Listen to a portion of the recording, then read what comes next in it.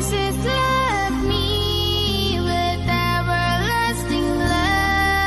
கர்த்தருடைய பரிசுத்த நாமத்துக்கு மகிமை உண்டாவதாக. Praise the Lord, my dear brothers and sisters. இன்னைக்கு Galatians 5 verse 1ல it is the freedom that Christ has set as free.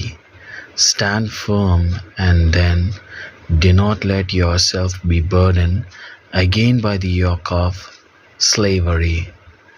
இங்கே நாம் பார்க்குறோம், ஆண்டவர் நம்மளுக்கு மறுபடியும் நம்ம அடிமைத்தனத்துக்குள்ள நுகத்தடியில் நம்ம போகக்கூடாது. ஏன்னா நம் தேவனாகிய கர்த்தர், நம்ம ஆண்டவராகிய இயேசு கிறிஸ்து நம்மளை எல்லா விதமான நெருக்கடியிலேருந்து, எல்லா விதமான அடிமைத்தனத்துலேருந்து, அடிக்ஷன்ஸ்லேருந்து கர்த்தர் நம்மளை விடுதலை ஆக்கியிருக்கிறாரு. அதை நம்ம முழு இருதயத்தோடு நாம் நம்பணும். நாமளே நம்மளை ஆண்டவர் ரொம்ப அதிகமாக நேசிக்கிறது உண்மைதான். ஏன்னா எப்பேற்பட்ட சூழ்நிலை இருந்தாலும் நம்ம ஆண்டவரை நான் நோக்கி பார்க்கும்போது, ஆண்டவர் விட்டு ரொம்ப தூரமாக விலகி போயிருந்தாலும் சரி, ஆண்டவர் கிட்ட அந்த உறவு இல்லாதபடி உலகத்தில் ஈடுபட்டு நாம் பெற்ற இந்த ரட்சிப்பை, நாம் பெற்ற இந்த பேரின்பத்தை நாம் மறந்து வாழ்ந்து இருந்தாலும் ஆண்டவர் நம் பக்கத்திலே இருக்கிறாரு. எப்போ நம்ம பக்கம் திரும்புவான், நம்ம பிள்ளை என்னை விட்டு போயிட்டு இருக்கிறானே அப்படின்னு இருந்தாலும் மறுபடியும் ஆண்டவர் நம்மளையே எதிர்பார்த்து கொண்டு இருக்கிறாரு. என் மகன் மறுபடியும் என் பக்கம் திரும்பிட மாட்டானா அப்படின்ற அந்த ஏக்கத்தோடவே பார்த்துன்னு இருக்கிறாரு. ஆனால் நாம் தான் இந்த உலகத்துக்கு உலகத்தின் சிற்றின்பங்களையும் அடிமைத்தனத்துக்குள்ள மாம்ச இச்சைகளுக்கு அந்த பக்கம் சாயும் போது ஆண்டவரோட இருதயம் வேதனைப்படுது. மறுபடியும் நம்ம ஆண்டவரை நாம் துக்கப்படுத்தக்கூடாது. ஏன்னா எல்லா விதமான அடிமைத்தனமும் அதில் கர்த்தர் நம்மளை விடுதலையாக்கி இருக்கிறாரு. அவரோட இரத்தத்தினால, அவரோட அன்புனால ஆண்டவர் நம்ம மேலே இருக்கிற எல்லா தன்னையும் அவர் சுமந்து இருக்கிறாரு.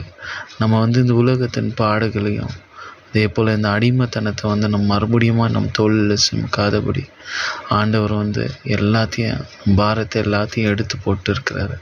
நம்மளை ஒரு சுதந்திரவாளிகளாக மறுபடியும் அவர் நம்மளை உண்டாக்கி இருக்கிறாரு. நம்ம ஆண்டவர் கிறிஸ்துக்குள்ளே நம்ம நிலைச்சி இருக்கிறோம். ஆண்டவர் நம் சொந்த இரட்சகராக ஏற்றுக்கொண்டு அவர் நம்மளுக்காக சிந்தின அந்த ரத்தத்தை நினைவு கூறும்போது நம்ம எல்லா விதமான அடிமைத்தனத்துலேருந்து நம்ம விடுவிக்கப்படுகிறோம்.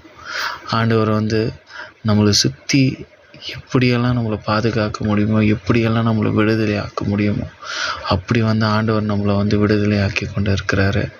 நம்ம ஒரு அடிமைத்தனத்தில் இருக்கிறோம், ஆண்டவர் பக்கம் திரும்ப முடியாத ஒரு சூழ்நிலையில் காணப்படுதான். நம்ம கொஞ்ச நேரம் ஆண்டவர் பக்கம் நாம் திரும்பும்போது அந்த லாக் ஆகியிருக்கிற பிரச்சனையிலேருந்து கர்த்தர் நம்மளை விடுதலை ஆக்குவார். நம்மளோட சொந்த பலத்தினாலேயோ இல்லாட்டி நம்ம சொந்த கண்களால் நம்ம அந்த லாக்கிலேருந்து வெளியே வரணும் அப்படின்னாக்கா அந்த கீ நம்மளுக்கு தெரியாது. ஆனால் அந்த கீயை கூட ஆண்டவர் நம்ம பக்கத்துலேயே வச்சுருப்பார். ஆண்டவரோட சப்போர்ட்டில், ஆண்டவரை சார்ந்து நம்ம அந்த கீயை தேடும் போது நம்மளுக்கு தெளிவாக அந்த கீ எங்கே இருக்குது நம்ம பக்கத்துலேயே இருக்கும். அதை ஆண்டவர் அழகாக நம்மளை அந்த கீயை எடுத்து அன்லாக் பண்ணிக்க சொல்ல நம்மளே பயன்படுத்துவார். ஆனால் நம்ம செய்ய வேண்டியது ஒன்று தான், ஆண்டவருக்கு நம்ம விட்டு கொடுக்கணும். ஆண்டவருக்கு நம்ம விட்டு கொடுக்கும்போது, ஆண்டவரை நம்ம சார்ந்து இருக்கும்போது எந்த பிரச்சனைகளில் எப்பேற்பட்ட காரியமாக இருந்தாலும் சரி, அதில் லாக் ஆகிருந்தாக்கா ஆண்டவரே நம்மளுக்கு கீயாக இருக்கிறாரு. அந்த கீ நம்மளே அன்லாக் பண்ணுற அளவுக்கு ஆண்டவர் நம்மளை ஆசீர்வதித்து இருக்கிறாரு. அந்த சுதந்திரத்தை நாம் சுதந்திரித்து கொள்ளுவோம். ஆண்டவரே சார்ந்து இருப்போம். ஆமேன்.